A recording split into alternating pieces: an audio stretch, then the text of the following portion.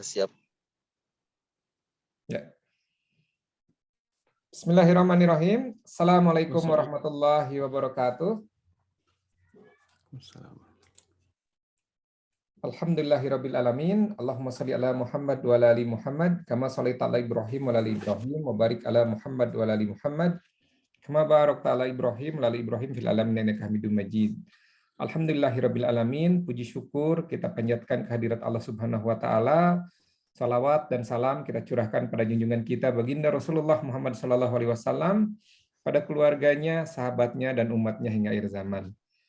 Alhamdulillah pada kesempatan ini 10 Ramadan 1443 Hijriah bertepatan dengan 12 April 2022 kita menyelenggarakan kegiatan dari Yayasan Karya Bakti Pasundan Ngasebuk ya.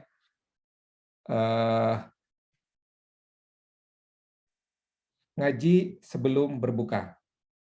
Perkenalkan terlebih dahulu, pada kesempatan ini saya Tito Suhendar bertugas sebagai moderator. Alhamdulillah pemateri pada kesempatan ini itu Ustadz Ardiansyah, LC dari MUI Kota Bandung, yang akan membahas mengenai pasal-pasal tata cara berangkat ke masjid, mungkin di sini ya, tata cara masuk ke masjid ya. Saya sapa dulu Ustadz Ardiansyah. Assalamualaikum Ustadz. Damang Ustadz. Waalaikumsalam warahmatullahi wabarakatuh. Khair Kang Tito. Alhamdulillah ya. Mungkin di kebanyakan kita masih bertanya-tanya barangkali ya. Kira-kira tata cara ke masjid itu seperti apa? Apakah wudhu itu baiknya dilakukan di rumah atau cukup di masjid saja? Ya. Nah, mungkin kita akan membahas pada kesempatan ini dengan Ustadz Ardiansyah untuk menyampaikan materi terkait tata cara masuk ke masjid. Untuk mempersingkat waktu, saya persilahkan pada Ustadz Ardiansyah untuk memaparkan materinya. Kalau ada Bapak Ibu sekalian yang ingin bertanya, bisa langsung nanti di room chat ya, atau bisa nanti secara atau raise hand ya untuk menyampaikan secara langsung pada Ustadz Ardiansyah dan kita bahas. Waktu dan tempat kami persilahkan, Bangga Ustadz Ardiansyah. Baik, turnuhun Kang Tito. A'udzubillahi minasyaitonirrajim. Bismillahirrahmanirrahim. Alhamdulillahirabbil alamin wa kafa wassalatu wassalamu ala nabiyil mustafa. Asyhadu an la ilaha illallah wahdahu la syarikalah wa asyhadu anna Muhammadan abduhu wa rasuluhu la nabiyya ba'da. Allahumma shalli wa sallim wa an'im wa akrim ala hadan nabiyil karim Muhammadin sallallahu alaihi wasallam wa ala alihi wa sahbihi ajmain. Muslimin, muslimat, Bapak Ibu yang dimuliakan Allah, Assalamualaikum warahmatullahi wabarakatuh. Waalaikumsalam warahmatullahi wabarakatuh. Alhamdulillah, kita bersyukur kepada Allah Subhanahu wa taala pada sore hari ini dengan izinnya kita dipertemukan kembali dalam majelis yang mulia, majelis ilmu. Kita berharap senantiasa bisa memakmurkan, ya, menyemarakkan bulan yang mulia ini dengan amal soleh, dengan kebaikan dan ketaatan kepada Allah Subhanahu wa taala. Amin. Allahumma amin. Tak lupa selawat beserta salam semoga selalu terlimpah dan tercurah kepada teladan, kepada junjungan kita semua, Nabi besar Muhammad Sallallahu Alaihi Wasallam, kepada keluarganya, kepada zuriatnya, sahabatnya, dan insya Allah termasuk kita umatnya yang selalu berusaha belajar, mencintai dan mengamalkan sunnah-sunnah beliau Sallallahu Alaihi Wasallam. Hadirin hadirat, Bapak Ibu yang dimuliakan Allah, seperti yang diinformasikan ya oleh Kang Tito bahwa pasal yang akan kita kaji pada sore hari ini ya, adab al-khurud ilal masjid. Adab ketika akan berangkat ke masjid ya, adab ketika akan berangkat ke masjid ya.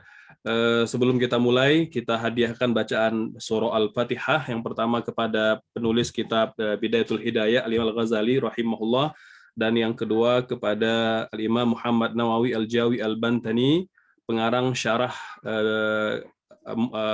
terhadap kitab Hidayatul Hidayah yang berjudul Maraqi al-Ubudiyah. Al-Fatihah. A'udzubillahi minasyaitonirrajim. Bismillahirrahmanirrahim. Alhamdulillahirabbil alamin. Arrahmanirrahim. Maliki yaumiddin. Iyyaka na'budu wa iyyaka nasta'in. Ihdinas siratal mustaqim. Siratal ladzina an'amta 'alaihim ghairil maghdubi 'alaihim waladdallin. Amin. Hadirin hadirat Bapak Ibu yang dimuliakan Allah, saya mohon izin share screen, bisa dikondisikan ya ke hostnya. Ini belum bisa ya, belum bisa share screen ya. Oh, udah bisa ya, baik.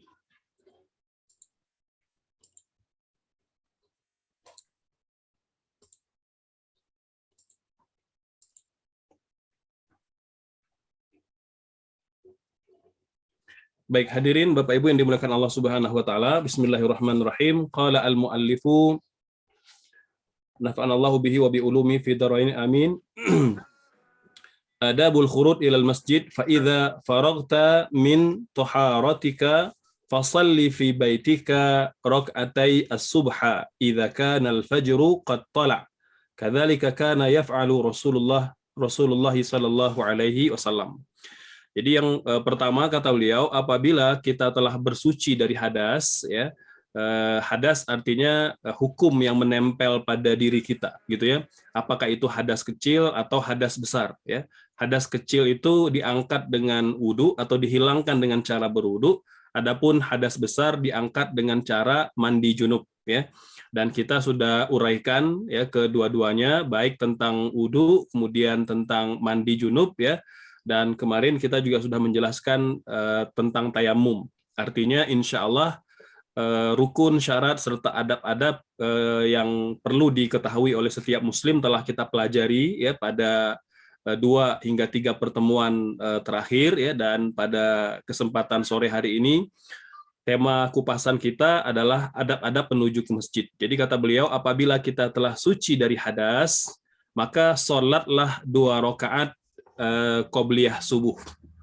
Ya, sholatlah 2 rakaat qobliyah subuh. Ini beliau memulai penjelasan tentang sholat ya, itu dari sholat qobliyah subuh ya, atau 2 rakaat yang kita lakukan sebelum subuh gitu ya. Ini terutama jika memang matahari atau fajar telah terbit, ya, artinya sudah masuk waktu fajar, maka kita langsung mengerjakan qobliyah subuh ya. Dan 2 qobliyah subuh ini sangat luar biasa pahalanya. Nabi bersabda ya, rakaata al-fajri khairun minad dunya wa ma fiha ya. 2 rakaat qobliyah subuh itu adalah lebih baik dari dunia dan seisinya ya. Dan 2 rakaat qobliyah subuh ini Bapak Ibu sekalian adalah di antara 12 rakaat sunnah rawatib muakkadah ya. Jadi sholat sunnah 12 rakaat yang sangat diutamakan dan tidak pernah ditinggalkan oleh Nabi Muhammad Sallallahu Alaihi Wasallam, gitu ya. Jadi dalam sholat sunnah itu ada 2 kategori setidaknya, ada yang rawatib muakkadah, ada yang rawatib ghairu muakkadah, gitu ya. Kalau yang rawatib muakkadah, rawatib yang sangat dianjurkan adalah 12 rakaat, seperti mana yang Nabi jelaskan dalam hadisnya ya, barang siapa yang sholat 12 rakaat sehari semalam untuknya rumah, maka akan dibangunkan untuknya rumah di surga ya. 12 rakaat tersebut adalah pertama 2 rakaat qobliyah subuh ya. Jadi itu yang pertama. Yang kedua 4 rakaat sebelum zuhur atau qobliyah zuhur. Kemudian 2 rakaat ba'diyah zuhur, kemudian 2 rakaat ba'diyah maghrib, dan 2 rakaat ba'diyah isya. Jadi total keseluruhan ada 12 rakaat ya. Sholat zuhur ini ada 3 pola ya. Polanya yang pertama itu pola 4-2 atau 4-4 atau 2-2 ya. Jadi Bapak Ibu yang biasa melakukan 4-2 itu bagus karena Nabi sering melakukan dengan cara atau dengan pola itu ya. Qobliyah hanya 4, ba'diyahnya 2. Jadi 4-2. Dan dalam beberapa athar juga dibolehkan melakukan dengan pola 2 rakaat 2 rakaat dan 4 rakaat 4 rakaat gitu ya. Jadi hanya berbeda pola saja, tapi ketiga-tiganya boleh kita lakukan gitu ya. Jadi total keseluruhan itu adalah 12 rakaat, dan 2 rakaat qobliyah subuh ini diantara yang sangat diutamakan ya, diantara sholat yang sangat diutamakan oleh Rasul Sallallahu Alaihi Wasallam. Bahkan saking utamanya Nabi sampai mengqodok qobliyah subuh ya, karena kesiangan di suatu subuh. Nah, jadi Bapak Ibu perlu tahu ya, ada sholat-sholat sunnah yang utama ya, itu kalau kita dawam melakukannya atau biasa melakukannya boleh dikodok kalau terlewat. Boleh dikodok kalau terlewat. Dalam hadis yang sahih, Nabi pernah bersama dengan beberapa orang sahabat itu berangkat, kemudian sebelum masuk ke Madinah karena kelelahan, Nabi memerintahkan sahabat istirahat dulu sementara di luar kota Madinah.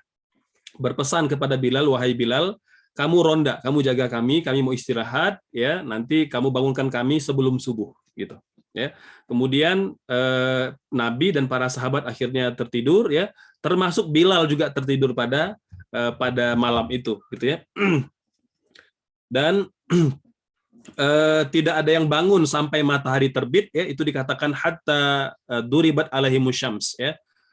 Sampai mereka hatta darabat alaihimus syams ya. Jadi sampai mereka terbangun akibat sengatan sinar matahari.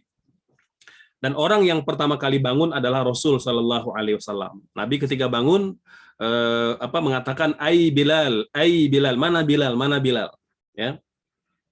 Kata Nabi, disuruh ronda tapi tidur gitu ya. Maka Bilal mengatakan, aku dikalahkan oleh kedua mataku gitu. Kemudian Nabi memerintahkan para sahabat untuk bersiap-siap berwudu dan menyuruh Bilal azan padahal matahari sudah terbit ya. Bilal azan, kemudian Nabi sholat qobliyah subuh ya.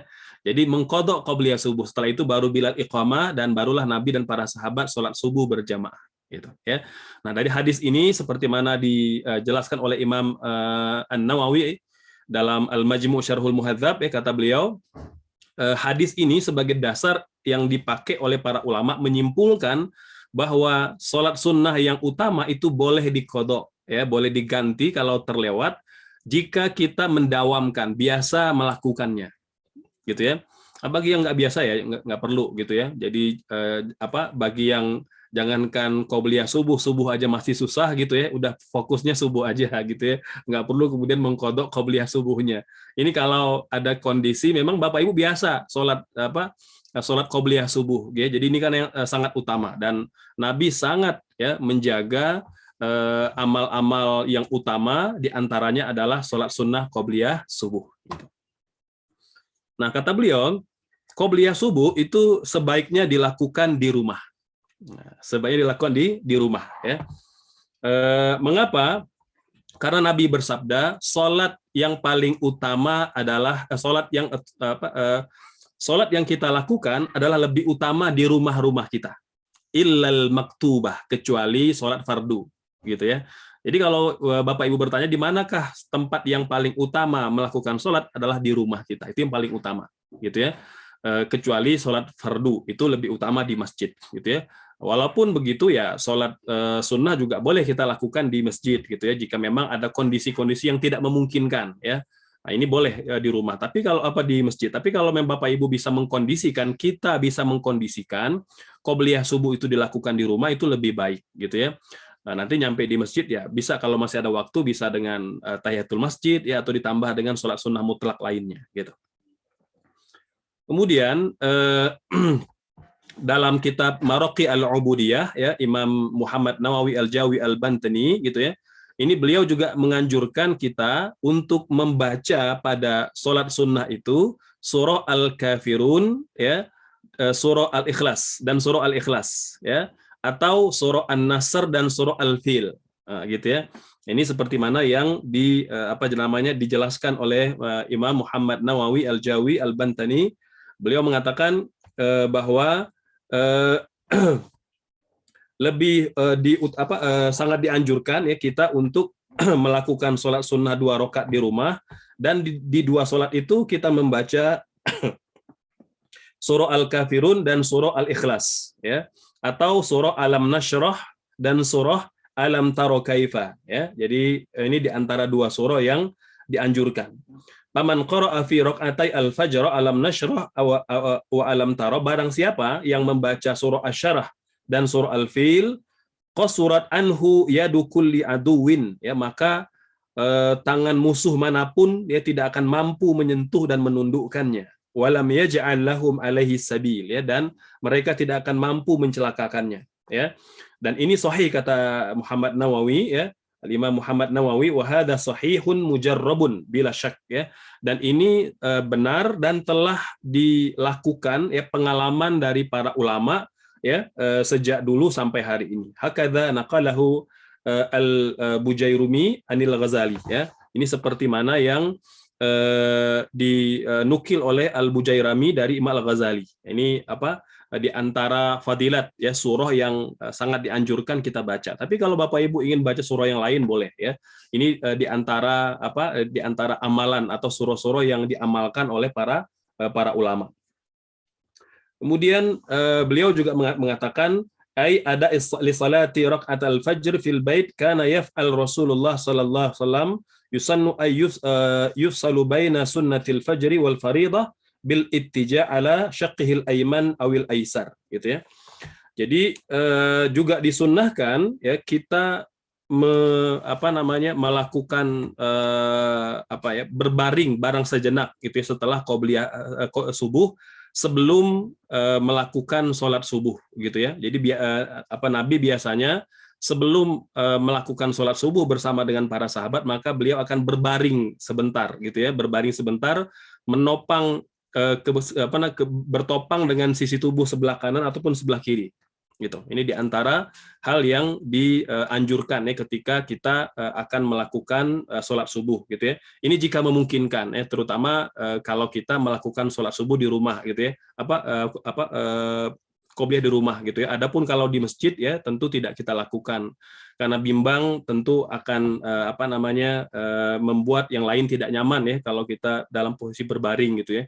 Nah, ini di antara adab-adab yang perlu kita lakukan. Jadi kalau kita melakukan qobliyah subuh di rumah, itu bisa, ya, jadi kayak seperti selonjoran dulu, ya, jadi agak rebahan sebentar, gitu ya, barang sejenak, sambil menunggu waktu-waktu dikumandangkannya iqomah untuk sholat subuh, gitu. Baik, berikutnya di antara adab yang juga sangat diperhatikan, ya, oleh kita, ya, itu hendaknya kita juga berdoa, ya, ketika berbaring atau ketika berselonjor, ya, dengan doa seperti mana yang ada pada layar screen Bapak Ibu sekalian, ya. Ini doanya tidak begitu panjang, insya Allah bisa kita hafal, ya. Bismillahirrahmanirrahim. Doanya berbunyi, Allahumma Rabba Jibrila, ya. Wahai, ya Allah, Robnya Jibril, wa Mikaila, ya, dan Robnya malaikat Mikail, ya, wa Israfila, ya, wa Izraila, wa Rabba Muhammadin ajirni minan nar, ya. Jadi, ya Allah, Robnya Jibril, Robnya Mikail, Robnya Israfil, Robnya Izrail, dan Robnya Muhammad, jauhkan aku atau lindungi aku dari api neraka, gitu, ya. Ini diantara doa yang dibaca, ya. Oh iya, ini di kitab Bidatul Hidayah, ya. Jadi Bapak Ibu yang memegang kitab Maraqi al-Ubudiyah, ini ada doanya dikutip, ya. Kalau di kitab Bidatul Hidayah doanya ini doa yang berbeda, ya. Jadi nanti di halaman berikutnya ada disebut, ya, doa yang sama dengan terjemah kitab Bidatul Hidayah, ya. Mungkin Bapak Ibu yang tidak punya kitab Maraqi al-Ubudiyah, saya bisa bacakan lagi, ya. Saya ulangi. Mungkin bisa dicatat. Allahumma Rabba Jibril wa Mikail wa Israfil wa Izrail, ya. Nah, ini memang di antara 4 pembesar malaikat, ya. Ada malaikat kan yang kita imani itu ada 10, ya.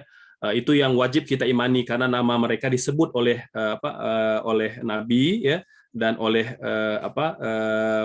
oleh para sahabat yang mereka nukil juga dari Rasul Shallallahu Alaihi Wasallam, ya. Walaupun kita juga meyakini malaikat tidak hanya terbatas pada 10 malaikat saja, ya. Nabi saja menyebutkan tidak kurang jumlah malaikat itu yang memikul arsy saja itu 70 sampai 100.000, gitu, ya.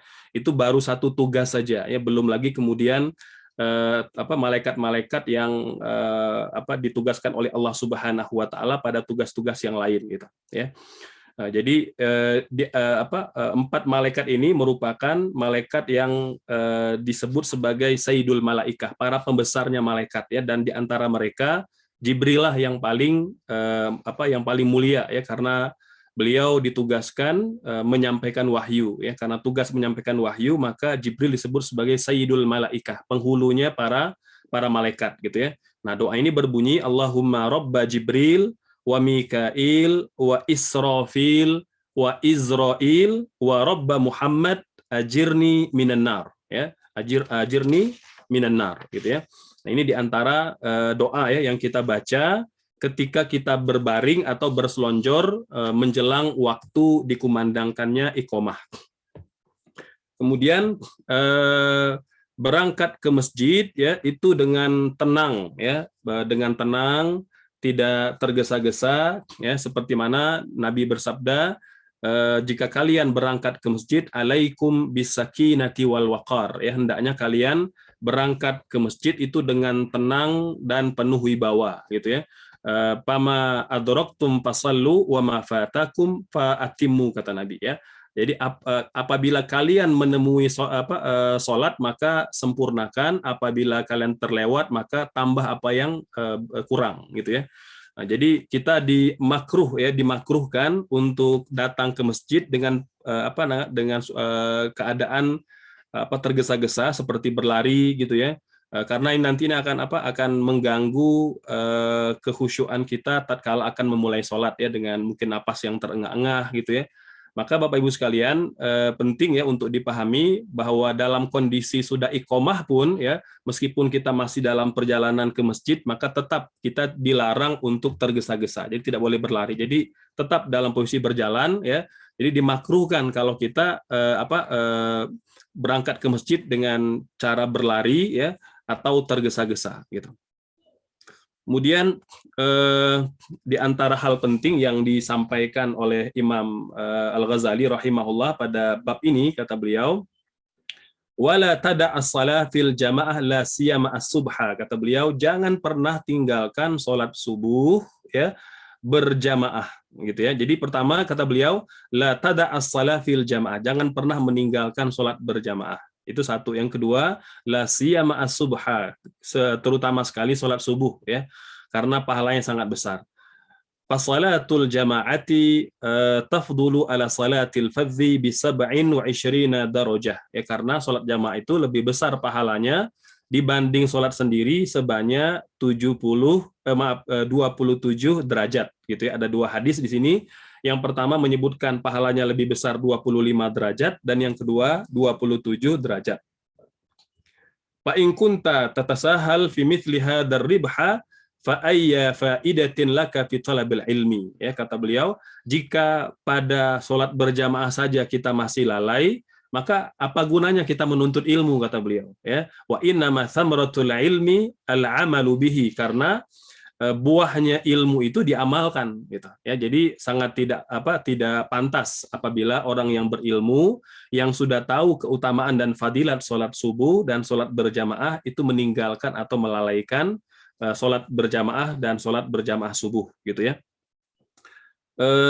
Kemudian Imam Nawawi Al-Jawi Al-Bantani ya di sini mengutip ya sebuah hadis Rasul ya, hadis yang sahih ya, di mana Nabi bersabda, man shalla arba'ina yauman ya fi jamaah la tafutuhu fiha takbiratul ihram.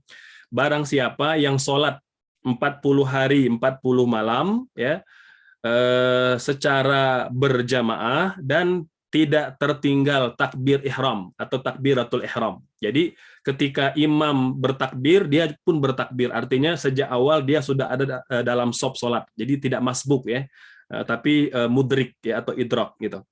Jadi kata Nabi, barang siapa yang sholat 40 hari 40 malam secara berjamaah tidak ketinggalan takbir ya bersama dengan imam atau takbiratul ihram, maka ditulis untuknya kataballahu lahu baro'ataini ya, atau baro'atan ya. Jadi akan ditulis untuknya dua kebebasan. Yang pertama baro'atan minan nifaq, dan yang kedua baro'atan minan nar. Yang pertama kebebasan dari penyakit nifaq, kemunafikan, Kemaksiatan artinya nifak ini kan yang di lisannya mengucapkan iman tapi hatinya menyimpan kekufuran gitu ya. Maka orang yang sholat 40 hari 40 malam secara konsisten, tidak pernah ketinggalan berjamaah dan bertakbir bersama dengan imam, maka ditulis untuknya 2 kebebasan. Satu kebebasan dari nifak dan yang kedua kebebasan dari neraka gitu ya. Masya Allah. Makanya kita akan lihat ya Bapak Ibu sekalian, jika ingin ya membiasakan sholat berjamaah gitu ya, atau ingin membiasakan satu amalan, maka dia perlu dilakukan selama 40 hari 40 malam. Ini diantara metode ya yang dikembangkan oleh para ulama berangkat dari hadis Nabi ini. Jadi ternyata rahasia 40 hari 40 malam itu luar biasa. Dia tidak semata-mata melatih kita untuk konsisten dalam sholat, tapi juga dalam ibadah-ibadah yang lain. Gitu ya.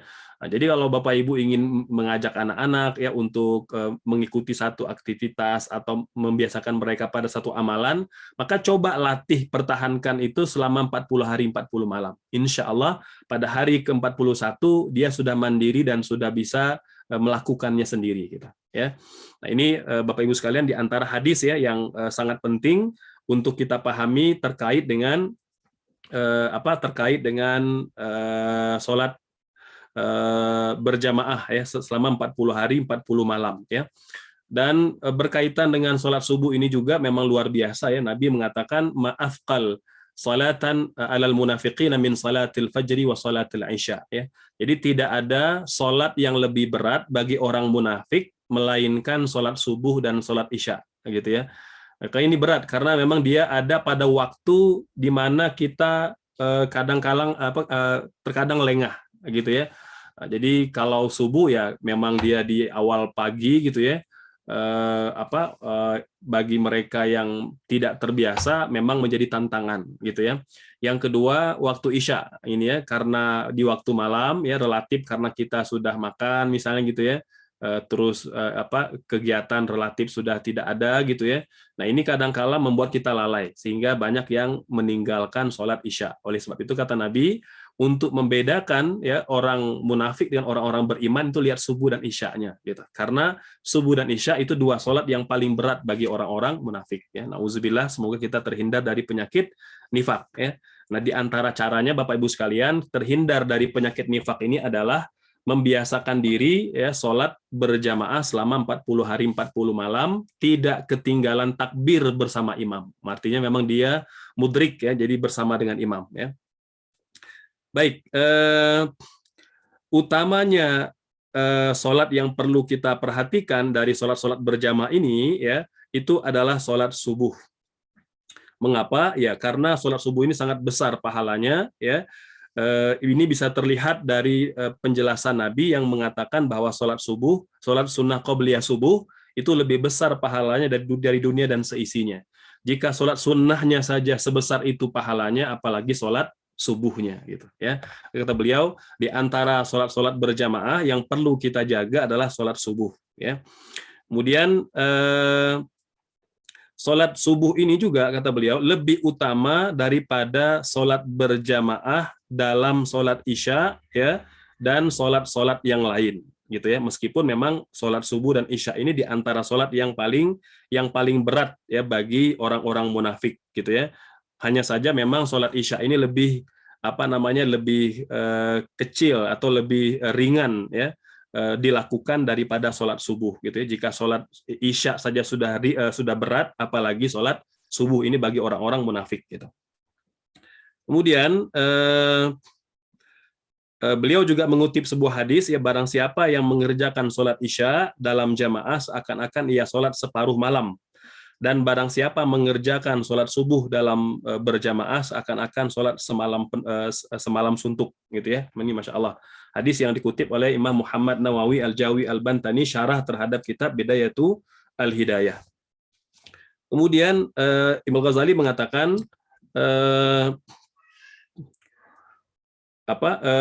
di antara doa ya yang perlu kita baca tatkala kita berangkat ke masjid ya, ini kata beliau ya. Jadi doa yang perlu kita baca tatkala kita ke masjid ya.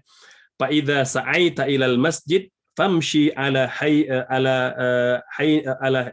hayyinatin wa ta'uddatin wa sakinatin wa la ta'jal. Ya, jadi kalau kalian berangkat ke masjid maka berjalanlah dengan tenang ya, dan tidak terburu-buru ya, dan jangan tergesa-gesa, wala ta'jal.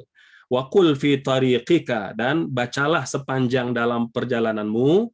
Doanya adalah ya, Allahumma inni as'aluka bihaqqi sa'ilina 'alaika, ya.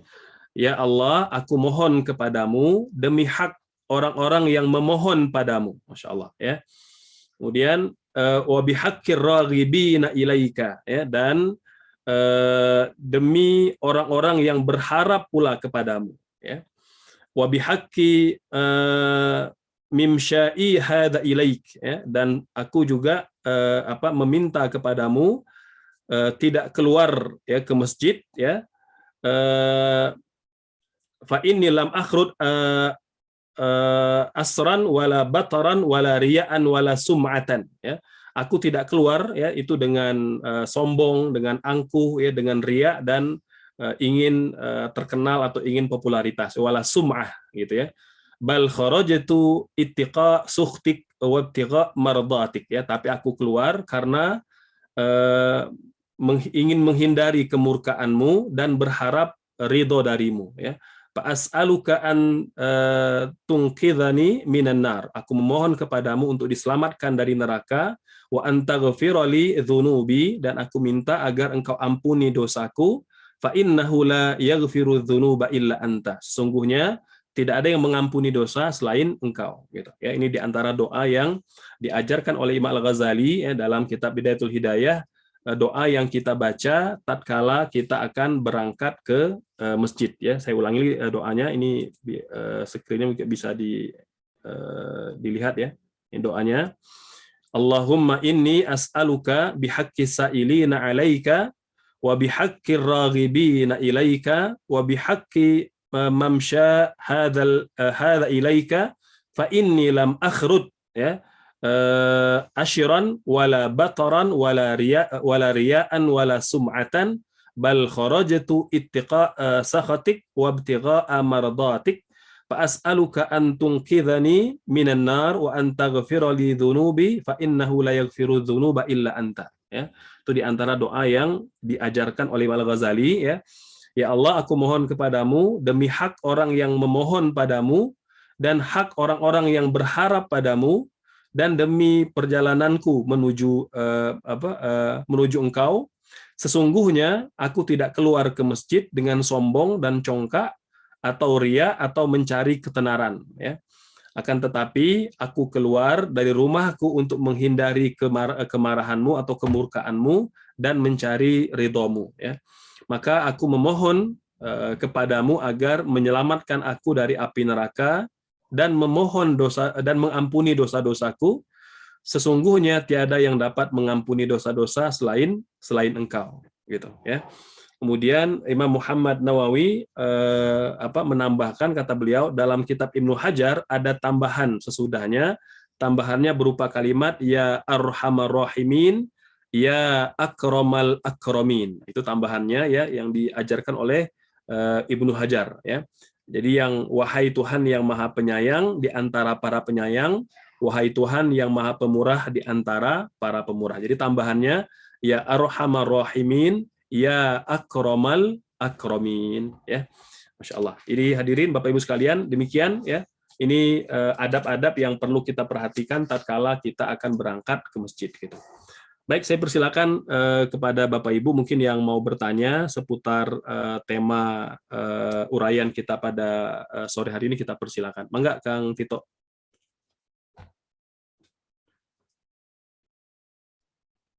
Ya, mangga. Barangkali dari Ibu Bapak semua peserta tersebut, ya.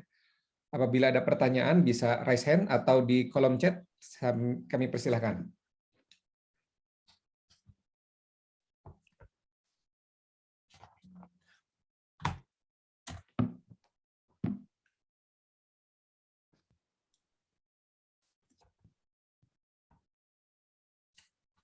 Ada Ibu Bapak? Mungkin sambil menunggu yang lain, mungkin dari saya ya, Ya, Ustaz. silakan untuk itu.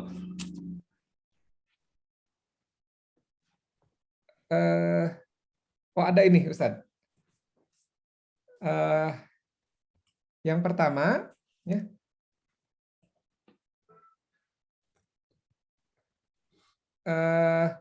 Punten Ustaz, mau tanya kalau di musola apakah kita bisa sholat tahiyatul masjid? Dan yang kedua, apabila terdengar iqomah di masjid sementara belum melaksanakan sholat qobliyah subuh, bagaimana sebaiknya? Ya. Mungkin sekalian dengan pertanyaan saya Ustadz ya. Ketika kita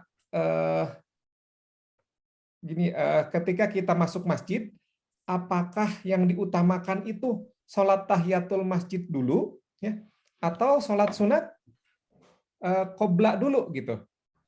Mungkin sekalian aja 3 pertanyaan itu Ustadz ya.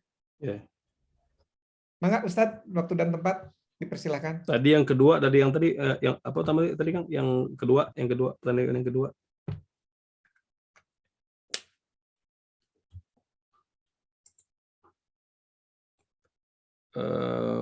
Ya. Sementara belum melaksanakan sholat qobliyah subuh gitu ya, sudah iqomah gitu ya. Baik, sudah iqomah. Baik, yang pertama terkait dengan apakah di musola ada sholat tahiyatul masjid. Jadi secara umum kata para ulama, dimanapun kita mau melakukan sholat ya, dan tempat itu memang biasa dipakai untuk sholat ya, baik ukurannya besar atau kecil, maka kita boleh melakukan sholat tahiyatul masjid, sunnah hukumnya ya. Bahkan masuk kategori sunnah muakkadah, sunnah yang sangat diutamakan. Jadi kalau tidak ada uzur, maka tercela jika kita meninggalkannya. Maka Bapak Ibu yang berkesempatan tidak ada uzur, lakukan sholat tahiyatul masjid dimanapun kita mau melakukan sholat, gitu ya. Yang kedua, ketika kita nyampe di masjid telah iqomah, bagaimana dengan qobliyah subuh misalnya, atau mungkin qobliyah-qobliyah yang lain, gitu ya. Tadi kita katakan bahwa kata para ulama, ya, sholat sunnah yang utama itu boleh diqodho kalau kita terlewat. Kalau kita terlewat gitu ya. Jadi ini terutama bagi kita yang dawam melakukannya. Maka Bapak Ibu yang terlambat qobliyah subuhnya, nyampe di masjid sudah iqomah, maka nanti setelah sholat subuh bisa diqodho ya. Namun kalau bisa tidak diqodho di masjid, qodho di rumah. Mengapa? Menghindari terjadinya fitnah gitu ya.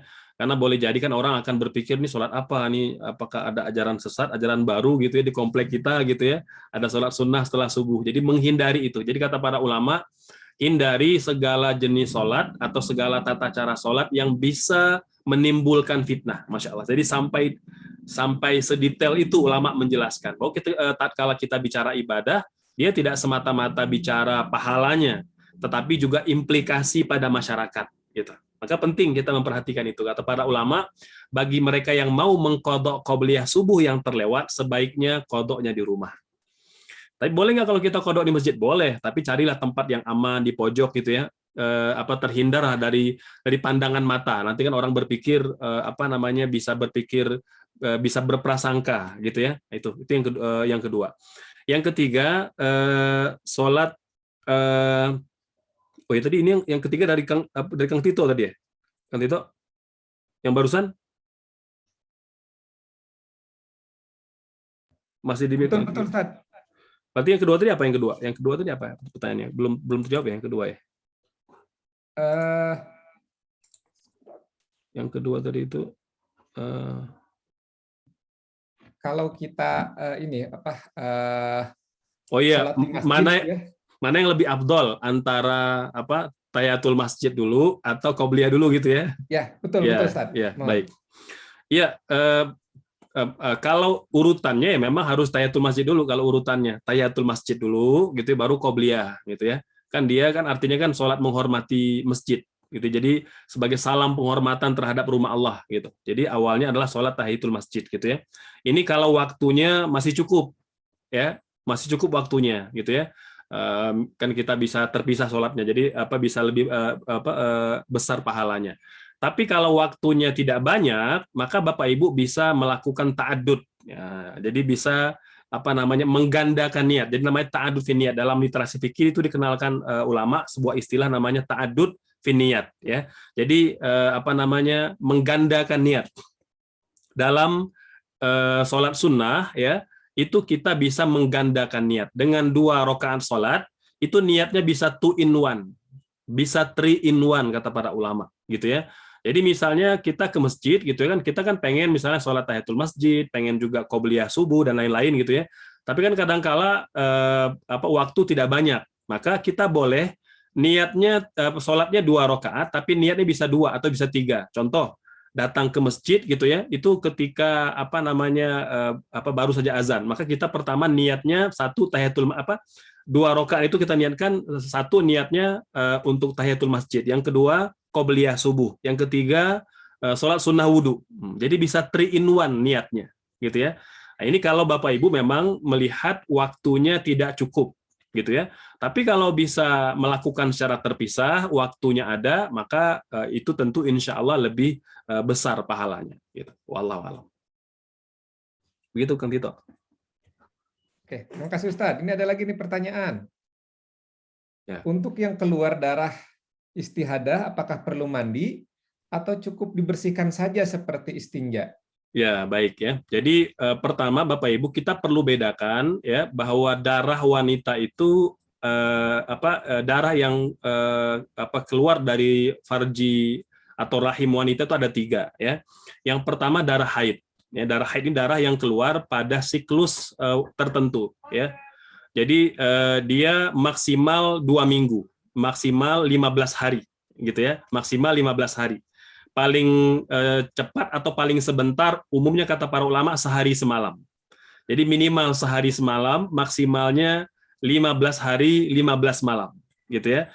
Nah, jadi itu kalau haid, gitu ya. Maka kalau haidnya memang 10 hari, ya dia tidak sholat, tidak puasa selama 10 hari.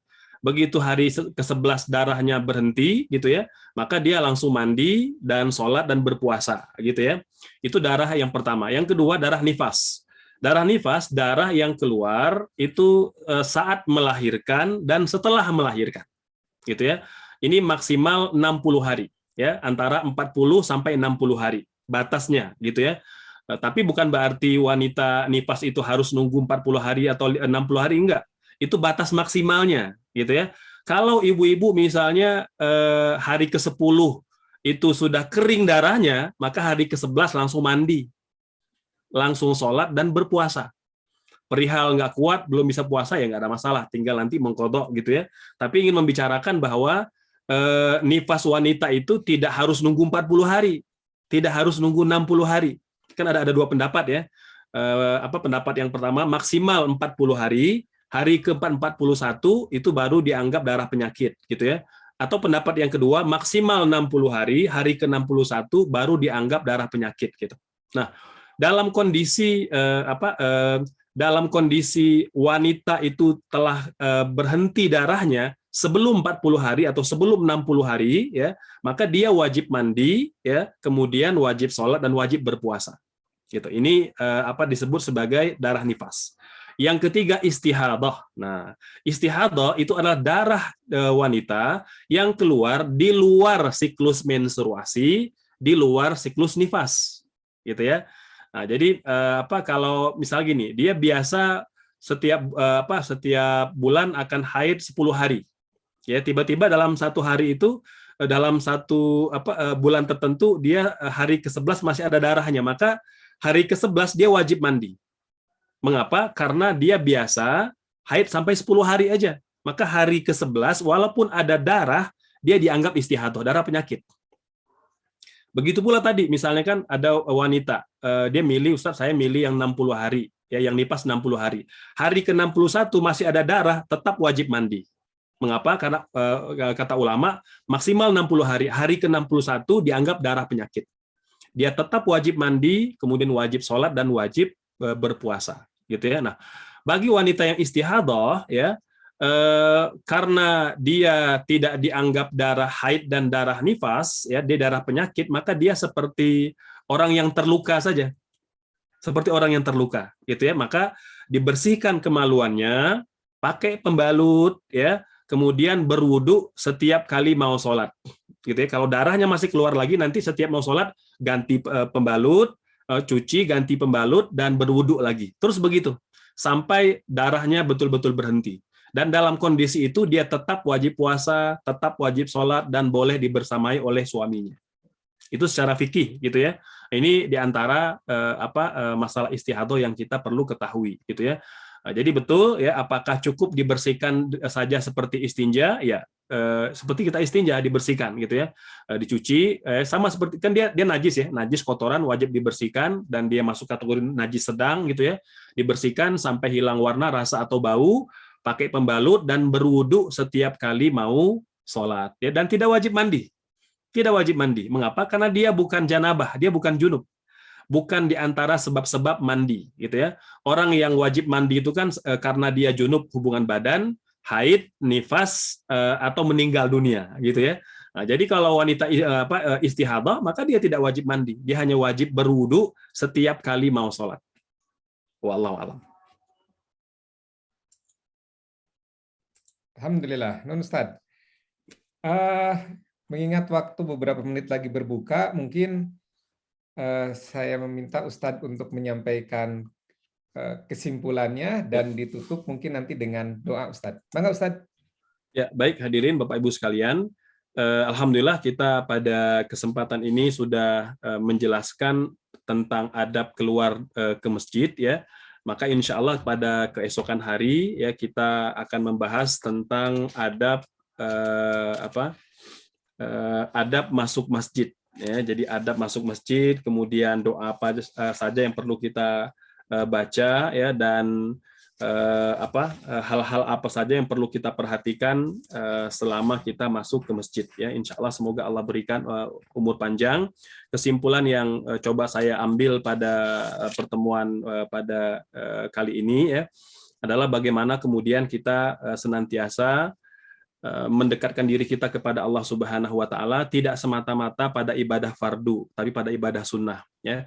Karena kalau kita lihat kitab kitab ini ya, itu tidak semata-mata menjelaskan tentang rukun-rukun atau syarat-syarat sahnya satu ibadah, tapi lebih tinggi dari itu yaitu menjaga adab ya, menjaga tata krama dan hal-hal yang mulia dalam beribadah gitu ya. Maka kita berharap semoga ibadah kita semakin khusyuk dan semakin didasari dengan penghayatan kepada iman dan kepada Allah Subhanahu wa taala. Ya, demikian Kang Tito, semoga ada manfaatnya. Insyaallah bertemu lagi di keesokan hari. Kita akhiri dengan doa.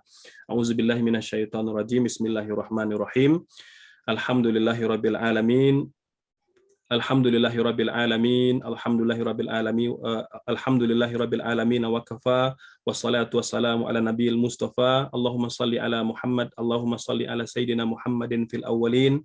Allahumma salli ala sayyidina Muhammadin fil akhirin. Allahumma salli ala sayyidina Muhammadin fil mala'il ala ila yaumiddin. Allahumma fir lana dzunubana wa liwalidina warhamna warhamhum kama rabbawna shaghira. Rabbana zalamna anfusana wa illam taghfir lana wa tarhamna lanakunanna minal khasirin. Allahumma inna nas'aluka salamatan fid din wa afiyatan fil jasad wa ziyadatan fil ilmi wa barakatan fil rizqi wa taubatan qabla al maut wa rahmatan 'indal maut wa maghfiratan ba'dal maut. Allahumma hawwin 'alaina fi sakaratil maut wan najata minan nar wal afwa indal hisab. Rabbana hab lana min azwajina wa dzurriyyatina qurrata a'yun waj'alna lil muttaqina imama. Rabbana atina fid dunya hasanah wa fil akhirati hasanah wa qina adzabannar. Wa sallallahu ala sayyidina Muhammad wa ala alihi wa sahbihi wa sallim. Subhana rabbika rabbil izzati amma yasifun wa salamun alal mursalin walhamdulillahi rabbil alamin. Demikian hadirin Bapak Ibu sekalian, bertemu lagi di lain kesempatan. Assalamualaikum warahmatullahi wabarakatuh. Waalaikumsalam warahmatullahi wabarakatuh. Syukran jazakumullah Ustadz atas materi pada kesempatan sore ini.